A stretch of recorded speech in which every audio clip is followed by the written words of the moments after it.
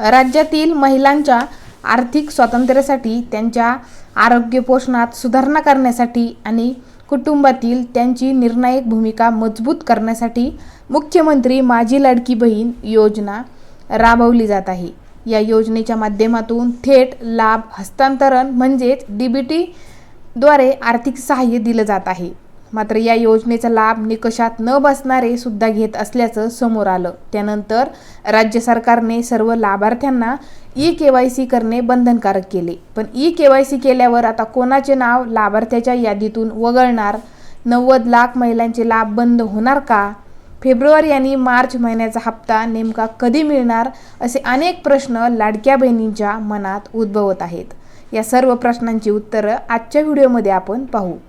मुख्यमंत्री माझी लाडकी बहीण या योजनेमध्ये पारदर्शकता येण्यासाठी व लाभार्थ्यांना नियमितपणे आर्थिक लाभ मिळावा यासाठी ladkibaheen.maharashtra.government.in या संकेतस्थळावर म्हणजे वेबसाईटवर E-KYCची सुविधा उपलब्ध करण्यात आली। यासाठी दिलेली मुदतसुद्धा सरकारकडून वाढवण्यात आली आहे। पण योजनेची KYC करताना अनेक महिलांनी चुकीचा पर्याय निवडल्याचं समोर आलं। त्यानंतर सरकारने E-KYC मध्ये दुरुस्ती करण्याची एक संधी देखील महिलांना उपलब्ध करून दिली आहे। लाडकी बहीण योजनेची E-KYC प्रक्रिया करताना काही लाभार्थ्यांकडून चुकीचा पर्याय निवडला गेल्याचे योजनेचा लाभ मिळण्यात अडचणी आल्या अशा तक्रारी देखील आल्या होत्या। विशेषतः ज्या पात्र लाभार्थ्यांनी E-KYC करूनही त्यांना अद्याप योजनेचा लाभ मिळाला नाही अशा सर्व बहिणींना आपली E-KYC माहिती दुरुस्ती करण्यासाठी पुन्हा एकदा संधी देण्यात आली। या पार्श्वभूमीवर ऑनलाईन पोर्टलच्या माध्यमातून 31 मार्च 2026 पर्यंत E-KYC मध्ये दुरुस्ती करण्याची सुविधा उपलब्ध करून देण्यात आली आहे। सर्व पात्र लाभार्थ्यांना या योजनेचा लाभ मिळावा हीच महिला व बालविकास विभागाची प्रामाणिक भूमिका आहे। म्हणूनच ज्या लाडक्या बहिणींच्या E-KYC प्रक्रियेत काही चूक झाली आहे त्यांनी मुदतीपूर्वी दुरुस्ती करून घ्यावी। E-KYC दुरुस्ती प्रक्रिया सुरू असतानाच एक वृत्त समोर आलं होतं। ते म्हणजे E-KYC अंतर्गत पडताळणी केल्यावर तसेच निकषात न बसणाऱ्या अशा 90 लाख महिलांचा लाभ बंद करण्यात येणार आहे। या बातमीमुळे लाभार्थी लाडक्या बहिणी चिंतेत पडल्या।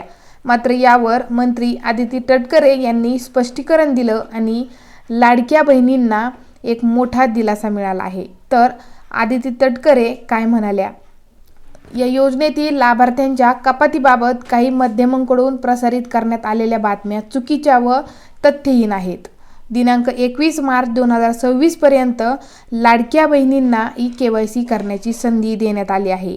ही प्रक्रिया अजूनही सुरू असून याबाबत अद्याप कोणतीही अधिकृत माहिती विभागाकडून प्रसिद्ध करण्यात आलेली नाही। या संदर्भात कोणतेही वृत्त प्रसारित करण्यापूर्वी माध्यमांनी तथ्याची पडताळणी करावी ही नम्र विनंती असं आदिती तटकरे म्हणाल्या।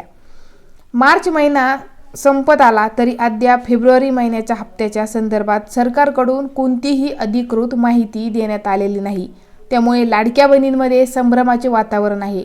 मिळालेल्या प्राथमिक माहितीनुसार राज्य सरकारकडून लाडक्या बहिणींना फेब्रुवारी आणि मार्च अशा दोन्ही महिन्यांचा लाभ एकत्रित दिला जाणार आहे।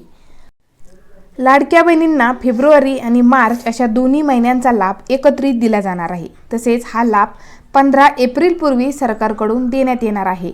लाडक्या बहिणींचा लाभ मिळण्यास उशीर होत असला तरी लाडक्या बहिणींच्या खात्यात 1500 रुपयांच्या ऐवजी आता थेट 3000 रुपये येणार आहेत। मात्र सरकारकडून या संदर्भात अद्याप कोणतीही अधिकृत माहिती देण्यात आलेली नाही। तुम्ही चॅनलवर नवीन असाल तर चॅनलला सबस्क्राईब आणि व्हिडिओला एक लाईक नक्की करा।